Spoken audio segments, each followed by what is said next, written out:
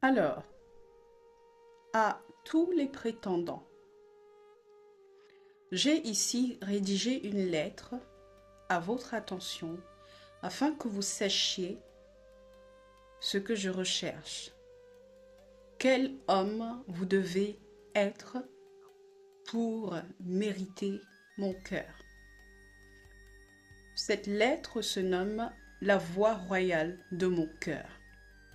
Je vais vous la lire et tâchez chacun d'entre vous en comprendre le sens et à véritablement songer, décider si vous voulez vraiment continuer cette aventure. Je vais commencer par la lire. Je vais la lire.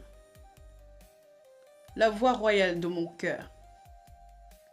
À toi qui songes t'approcher, à toi qui crois vouloir conquérir mon cœur, sache d'abord ceci. Mon cœur n'est pas un territoire à prendre, c'est un royaume à honorer.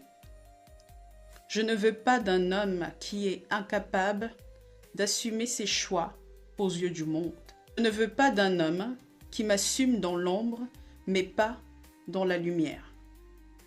Ni même d'un homme qui prétend être fort quand le monde pose le regard sur lui, mais faible lorsque les projecteurs s'éteignent.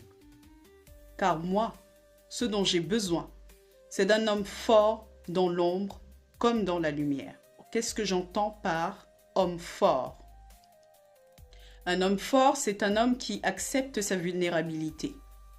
Autrement dit, c'est celui qui ne se laisse pas définir par une religion, par une culture, par une tradition, par un peuple, par un pays, par une caste, mais celui qui se rappelle qu'il est une âme qui s'exprime à travers un corps. C'est un homme qui s'auto-dirige et qui assume ses choix avec résilience. Je veux d'un homme qui se rappelle d'où il vient pour mieux comprendre qui il est. Comprendre en quoi il est venu faire de la terre un lieu d'inclusion et d'harmonie, afin de prédire au mieux son devenir. Je veux d'un homme qui fait le choix de servir. Servir, c'est accepter ses torts, son reflet, et en assumer la responsabilité. Réparer lorsque l'on a fauté. Prendre conscience de ses erreurs et accepter le choix de la réparation sans résistance. Réparer, c'est faire le choix de ne plus reproduire l'acte qui a engendré de la souffrance chez son prochain, tout en acceptant le retour de flamme. Je veux d'un homme qui fait le choix du